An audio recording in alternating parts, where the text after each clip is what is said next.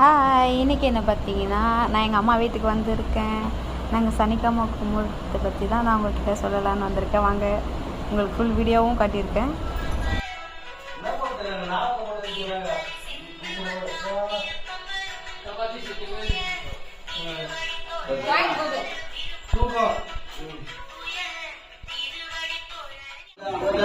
Govinda Govinda Govinda Govinda Govinda Govinda